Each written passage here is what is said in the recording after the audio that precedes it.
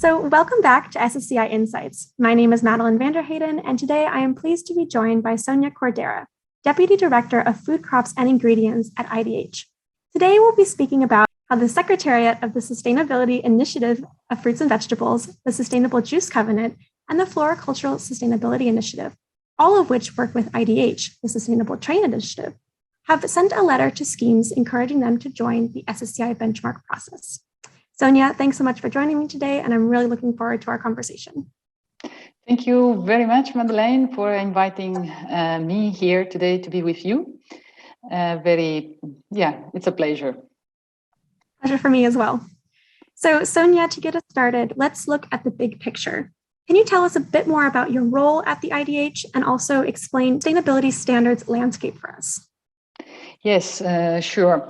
So my role as Deputy Director of the Food Crops and Ingredients, which is one of the business units in IDH. IDH is an organization that is funded by several European governments with the mission of work closely with the private sector to stimulate the uptake of sustainability in international supply chains. So we are active across different sectors that goes, as you mentioned, from fruit and vegetables, flowers, juice, but also many others. And in my role, I'm responsible for the work we do in some of this sector, among which the initiative we will be talking today.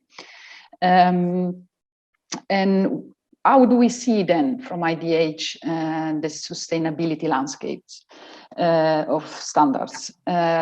Standards are, as you well know, are a key and essential instrument that can be used by companies when it comes to understand conditions of production or of trade in their supply chains. But the realm of standards, it's quite complex, and existing so many standards that are focusing on different aspects, and it's very difficult often for companies to navigate into this landscape and to choose the instruments, so the standard that really fit their needs when it comes to a specific issue or topic or subject. So from our experience, we have seen that benchmarking is the key tool or process to really help companies to identify the correct instruments to use. Because it enables to, of course, compare schemes according to a reference that hopefully has been agreed by many players and can be set as the minimum probably bar or the minimum level on which a standard should meet those criteria to be seen as a credible one and reliable one to be used by private sector. So thank you for that. And one common theme I'm hearing from what you're saying is the importance of alignment, because there are, as you said, so many different standards that are working on so many different aspects of sustainability. It can be hard for organizations and businesses to know which ones are meeting our expectations. And so what is IDH, and specifically IDH with the Sustainability Initiative of Fruits and Vegetables, the Sustainable Juice Covenant, and the Floricultural Sustainability Initiative doing to drive that alignment? Yes, maybe let's say why we have, from a strategic point of view, work in the past setting up these initiatives. So we started in all cases with key partner in the private sector to set up these platforms that basically are tables around which we invite the key stakeholder, key actors in those sectors. So when it comes to fresh fruit and vegetable, in this case, juice and flowers. So it means bringing together retailers, for example, brands, producers, or processor and traders. It really depends also from the dynamic of the different sectors. In addition, of course, also to other key stakeholders like NGOs or academic partners that can also bring knowledge and to the table and help them to work on specific subjects. Why it's needed from a strategic point of view to have these platforms? Because all the sector we are talking about are really fragmented. So there are a lot of small and medium enterprises, and all of them are facing often the same questions and also struggle to find answers. So being able to address these questions as a group, it really helped them to focus on solutions instead of spending their time in trying to find solutions on their own. And with all these three initiatives, one of the key solutions that we have identified in the past, so it's many years that we are working with these baskets of standards, we call it. So it's basically the function of having a benchmarking facility that helps to assess standards and to say these are meeting the minimum criteria, so they can be added to the baskets that this initiative recognized. And then all the company, the members can use this group of standards and choosing safely from that, because each of them are let's say, is reliable.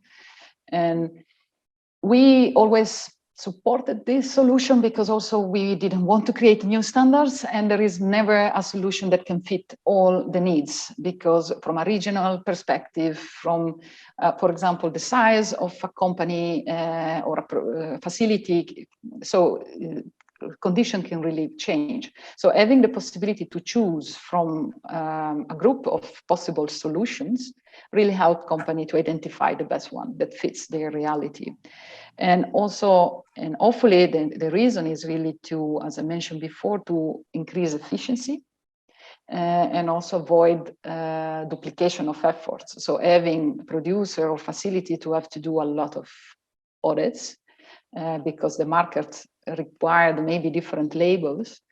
And then with this basket also facilitate the recognition between standards from the different actors in the supply chain.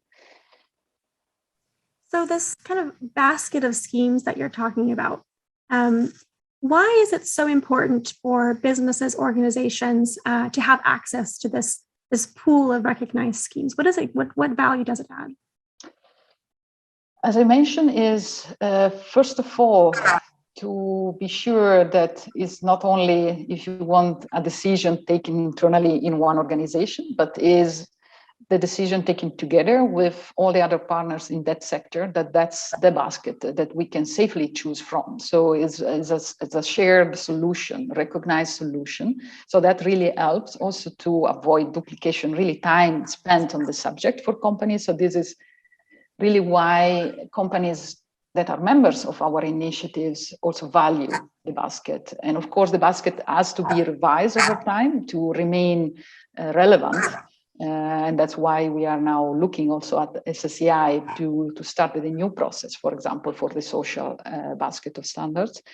And I can say that all the companies that are part of these three initiatives really see a value in this. And we are talking about for CFAV around 40 companies that are members, with the Juice Covenant around 20, and 70 for the floriculture initiative. So it's quite a number of private sector companies as well that really use the basket as a north, right? How to navigate this complexity when it comes to schemes. And also enable them to save also sometimes both producers and buyers that can be spent hopefully really on addressing issues that can be spotted by audits, and instead of re-audit or just wasting time on recognition of audits, it can really spend the time on trying to solve together that the things that have been identified as to be improved. Yes, I love that. We definitely need to be efficient in some areas, so then we can definitely take action and start seeing important results. So you have this basket of schemes, this pool of schemes, and you're benchmarking them, or you're encouraging them to be benchmarked by the Sustainable Supply Chain Initiative. Why do you think that the SSCI is the best tool against which we can benchmark these standards? Mainly for two reasons, I will say. First of all, because it's an independent benchmark, so it's not run by a company on its own, not by also the standards themselves, that of course also can offer these services of comparing, of benchmarking other standards against their own code. But it's an independent one, the one you have organized in the past already with the Global Social Compliance Program, so the old GACP. And now with SSCI, I think we have, you have learned, but also all the standards that went through the process of GACP have learned also a lot. And so on that experience has been built the new approach with SSCI. And also, of course, you have also in-house the experience gained through the global food safety initiatives. That is even longer active on benchmarking standards when it comes to, of course, food safety. But the other reason is also your, I think, consultations processes that can be long, but that's also an advantage because really take into account the interest, of course, of market players that really have to agree on what is the minimum, right? Minimum criteria that standards should meet, but at the same time also involve all the standards into these processes. So they have this, the room to say and to share their feedback on the process. Great. We definitely believe in continuous improvement and continuous excellence. And that's one of the core values of the SSCI is to continue to raise that bar. And of course, to do that in partnership and collaboration with our stakeholders. So Sonia, thank you so much for speaking with me today. I really appreciate your words of wisdom about the IDH and our relationship with the Sustainable Supply Chain Initiative. And we hope to speak to you very soon. Thank you very much, and I wish you good luck with your upcoming work and with SSCI, and also a warm invite, of course, to all standards to go through the process in the coming months, and we really looking forward to collaborate with all of you on this. Thank you very much. Thank you, Sonia.